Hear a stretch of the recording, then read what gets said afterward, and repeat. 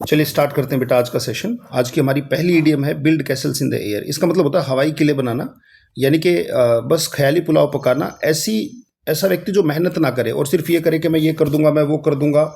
ऐसा व्यक्ति जो डे ड्रीम करे, जो खुली आंखों से सपना देखे, इम्पॉसिबल थिंग्स को करे। कहते भाई मेहनत करनी पड़ती है हर चीज़ के लिए। Don't build Castle's in the air, इसका मतलब होता है हवाई किले बनाना। कैसल्स का मतलब फोर्ट्स होते हैं ना, जैसे लाल किला है, आगरा में किले हैं। तो build Castle's in the air मतलब शेख चिल्ली के सपने देखना। That's called build Castle's in the air. Next है हमारे पास डैब हैंड। डैब हैंड का मतलब होता है एक ऐसा व्यक्ति जो बहुत ज्यादा एक्सपर्ट हो किसी चीज में। कोई भी व्यक्ति जो बहुत ज्यादा एक्सपर्ट है किसी चीज में, जैसे Sachin Tendulkar is a dab hand in cricket. तो डैब हैंड का मतलब होता है very skilful in something, right. Dab hand का मतलब जैसे अभी आप अगर प्रैक्टिस करते रहे तो you will become a dab hand in idiomatic expressions. एक ऐसा व्यक्ति जो बहुत ज्यादा स्किलफुल हो, that is called a dab hand. तो पहला था हमारा build Castle's in the air, हवाई किले बनाना। दूसरा है डैब हैंड।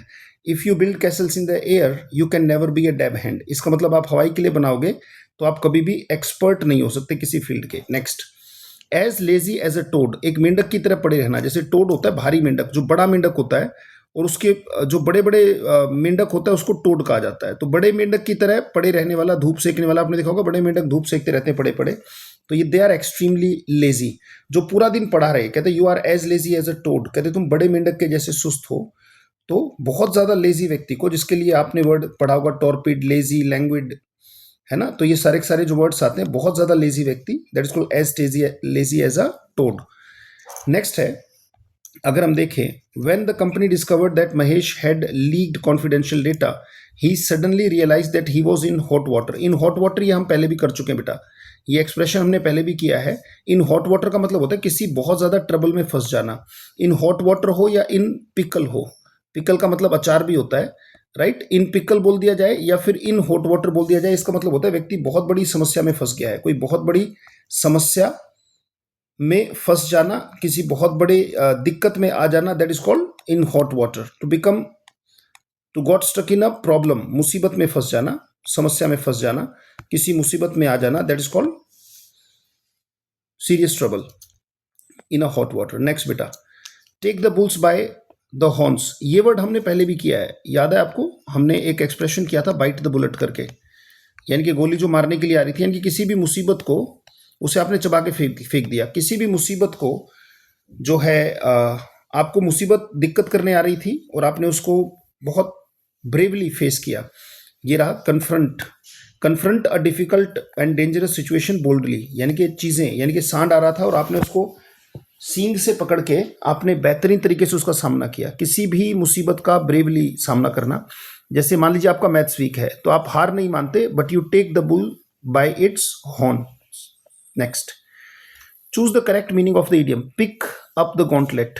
याद है, थ्रो अप द गॉन्टलेट और पिक अप द गॉन्टलेट दो है। गॉन्टलेट का मतलब यहाँ पे चैलेंज से होता है, किसी को चैलेंज देना, किसी को डेयर करना। और अगर कोई डेयर करने के बाद, चुनौती देने के बाद चुनौती स्वीकार कर ले, तो चुनौती को स्वीकारना कि भाई आपने मुझे चुनौती दी है, मैं उस चैलेंज को एक्सेप्ट करता हूं। तो एक्सेप्ट द चैलेंज ब्रेवली बेटा। किसी ने आपको कहा कि तेरी में हिम्मत है तो ये करके दिखा। अगर हिम्मत है तो पिक अप द गॉन्टलेट, इसका मतलब अगर आपको कोई चैलेंज करता है, कहते भी तेरी हिम्मत है तो तू जो है 10 किलोमीटर रनिंग करके दिखा। तो आपने कहा ठीक है मैं करके दिखाऊंगा। तो आपने कहा कि मैं करके दिखाऊंगा, तो उसने क्या किया, उसने थ्रो द गॉन्टलेट किया, यानी कि उसने चैलेंज आपकी तरफ फेंका और आपने उस चैलेंज को ले लिया। उसने कहा दौड़ के दिखा और आपने कहा दौड़ के दिखाऊंगा, तो you accepted the challenge bravely. Next, gate the drop on someone. Gate the drop on someone का मतलब होता है किसी भी व्यक्ति के ऊपर, मतलब अगर हम देखें तो एक ड्रॉप भी अगर लगा दे तो हम उससे आगे। Gate the drop on someone का मतलब होता है जैसे कई बार मान लीजिए कोई सफेद बोर्ड है, अगर उस पर एक दाग भी लगा दो तो कहते हैं कि भाई इसमें ये कमी है। अगर आप किसी में कमी निकाल दो तो कई बार होता है दूसरे में कमी बता के अपने आप को आगे निकालना। गेन एन अनएक्सपेक्टेड और सीक्रेट एडवांटेज ओवर समवन, यानी कि सामने वाले को पता भी नहीं लगा और आप कुछ ऐसा कर गए कि आप उससे आगे निकल गए। That is called get the drop on someone. जैसे फॉर एग्जाम्पल मान लीजिए कि बहुत बार people try to use sycophancy, मतलब चापलूसी का इस्तेमाल करते हैं to get the drop on someone. इसका मतलब किसी दूसरे पर एडवांटेज पाने के लिए, किसी दूसरे से आगे निकलने के लिए वो कुछ ऐसा करते हैं कि वो उससे आगे निकल जाते हैं। Next, pull a fast one. जैसे जसप्रीत बुमराह है, किसी को ट्रिक कर देना, एकदम से किसी को भौचक्का या आश्चर्यचकित, सरप्राइज कर देना। Jasprit Bumrah pulls a fast one, इसका मतलब होता है एकदम से किसी को सरप्राइज कर देना कि ये क्या हो गया, मतलब एकदम से उसको समझ में ही नहीं आए, ऐसा कुछ कर देना ट्रिक करने के लिए, ना कि गिफ्ट देने के लिए, किसी को अपनी चाल में फंसाने के लिए। कहता है ना, gain an advantage through a clever और secret trick. Pull a fast one, इसको आप ताश के गेम में भी कह सकते हो कि एकदम से ताश ऐसा निकल के आया, आपने पुल किया ताश और ताश आपके फेवर का निकल के आ गया, तो आपको फायदा मिल गया। तो पुल अ फास्ट वन का मतलब होता है सीक्रेट ट्रिक से आगे निकल जाना। नेक्स्ट है fall into one's own trap. आपने मान लीजिए किसी ने कोई जो है जाल बिछाया था और उस जाल में वो खुद फंस गया। कोई ऐसा ट्रैप जो कि उसने बनाया था दूसरों के लिए पर वो खुद फंस गया, इसका मतलब ये है become a plot of one's own, become a victim of one's own plot. Plot का मतलब होता है षड्यंत्र,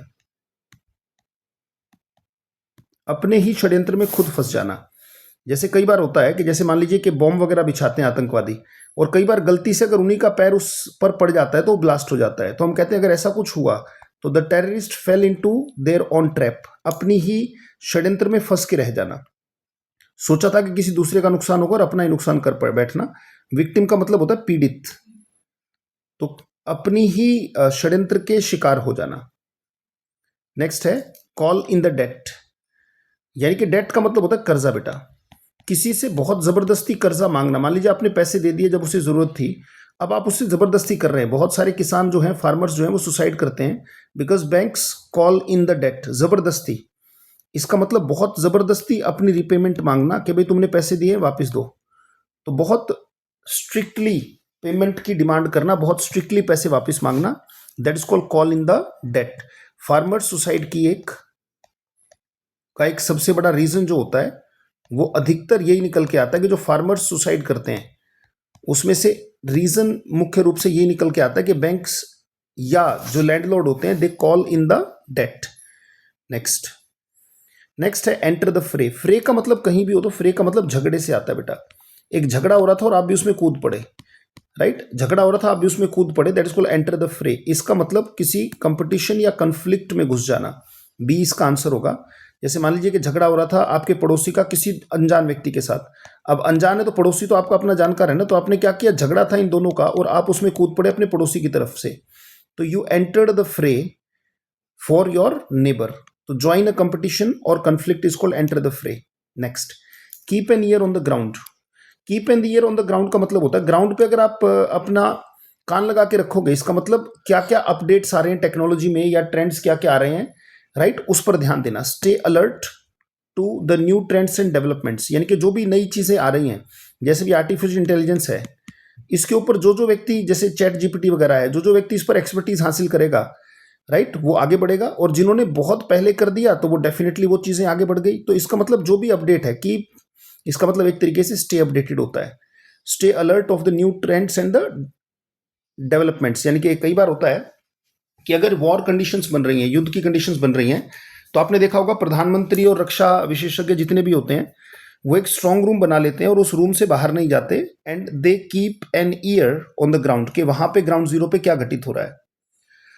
fall into one's own trap, ये भी आपने किया था कि अपने ही प्लान का शिकार हो जाना, यानी कि व्यक्ति जब कोई बनाए किसी और के लिए प्लॉट, षड्यंत्र करे और उसी में फंस जाए। स्नेयर का मतलब जाल ही होता है, जाल बिछाया था दूसरों के लिए, खुद फंस गए। Fall into one's own trap और स्नेयर का मतलब यही होता है। एस्केप डेंजर क्लेवरली, नहीं। सक्सीड थ्रू हार्डवर्क, नहीं। Be harmed by one's own plan, उसने प्लान बनाया और उसी में वो फंस गया। या ट्रिक समवन सक्सेसफुली, नहीं, वो तो होता है पुल द फास्ट वन जो आया था वो था, ये भी नहीं आएगा। तो आंसर होगा हमारा be harmed by one's own plan. Next idiom है हिट द हे। पहले आपको याद है हे का मतलब वैसे क्या होता है? हे का मतलब घास या फिर फूस, जो होता है घास फूस होता है, उसको हे बोलते हैं। पहले लोगों के पास बिस्तर नहीं होते थे, बेड नहीं होते थे, चारपाई नहीं होती थी सोने के लिए, वो फूस पे या पुराल पे या घास पे सोते थे। तो हिट द हे का मतलब होता है go to sleep. Let's hit the hay का मतलब, जैसे वाक्य कहता है कि after a long day at office Rohan said I am exhausted. Exhausted का मतलब क्या हुआ? Tired.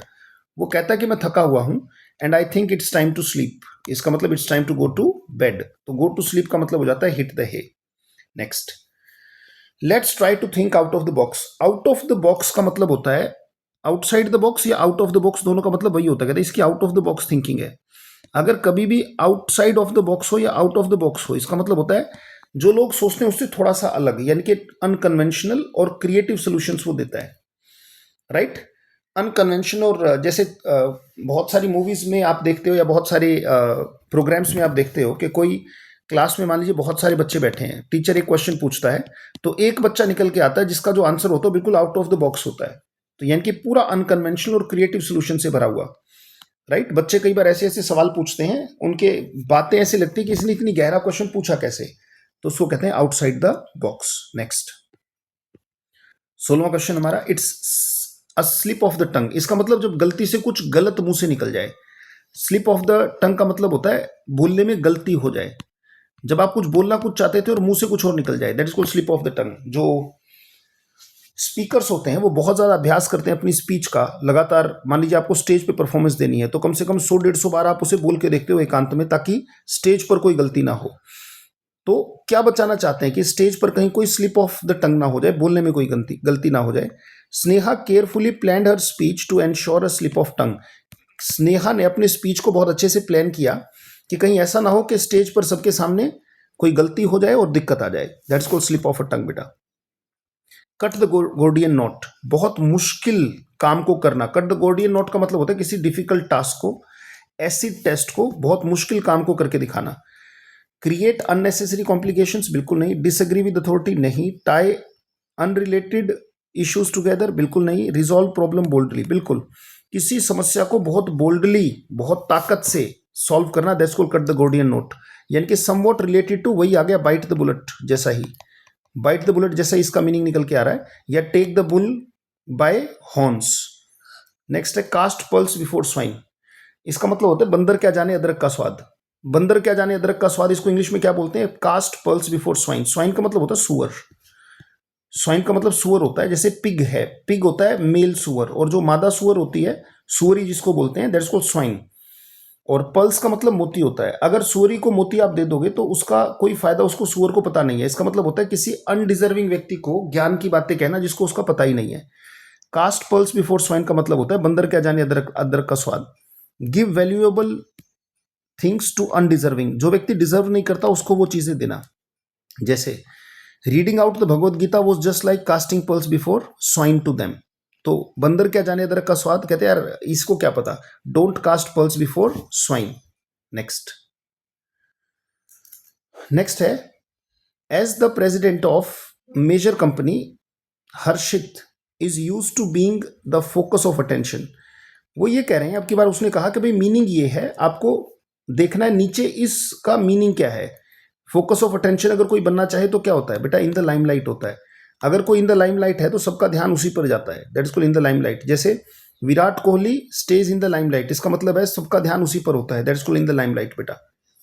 Next, to oil the hinges of silence, इसका मतलब रिश्वत देना होता है। Oil the hinges of silence का मतलब ये होता है कि किसी को चुप करना है तो मुंह में रिश्वत ठूस दो, ब्राइब समवन। ऑयल और ग्रीस का अधिकतर मतलब है ना, कभी भी निकलेगा तो वो रिश्वत से ही निकलता है। अगर आपको ना समझ में आए, एग्जाम में ऑयल वगैरह दिखाई दे तो ऑयल या ग्रीस कभी भी आया हो तो इसका मतलब होता है रिश्वत देना। ब्राइब समवन के भी चुप रहना, किसी को कुछ कहना नहीं। गो द एक्स्ट्रा माइल, यानी कि जितना सोचा था उससे ज्यादा अगर कोई मेहनत कर जाए, that is called go the extra mile. Work harder than expected, यार हमने तो सोचा ही नहीं था, यानी कि हमने सोचा था, जैसे मान लीजिए हमने सोचा कि भाई गाड़ी में 1 लीटर हमने तेल डलवाया, 1 लीटर, और हमने सोचा था कि 20 किलोमीटर चलेगी, पर अगर वो 20 की जगह मान लो 22 किलोमीटर चल गई, तो आपको क्या लगता है जितना सोचा था उससे ज्यादा, या जितना सोचा था उतना ही, या उससे ज्यादा? उससे ज्यादा।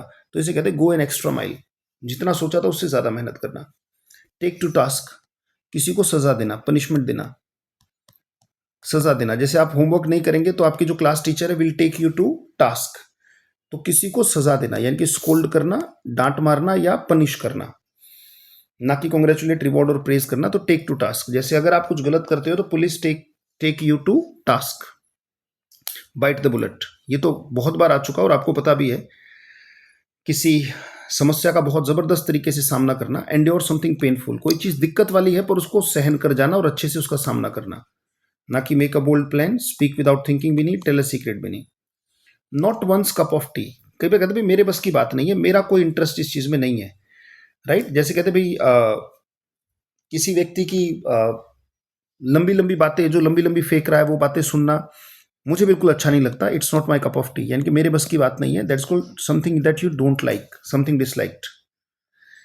इन ब्लैक एंड वाइट, कहते भाई अगर तुम इस चीज को लेके श्योर हो तो लिखित में दे दो, ऑफिशियली इन राइटिंग दे दो. इन ब्लैक एंड वाइट मतलब होता है ना कि व्हाइट पेपर होता है, उस पर काली इंक से लिख के दे दो. यानी कि आप मुझे ऑफिशियली लिख के दे दो, ओरली मत बोलो, वर्बल फॉर्म में मत दो.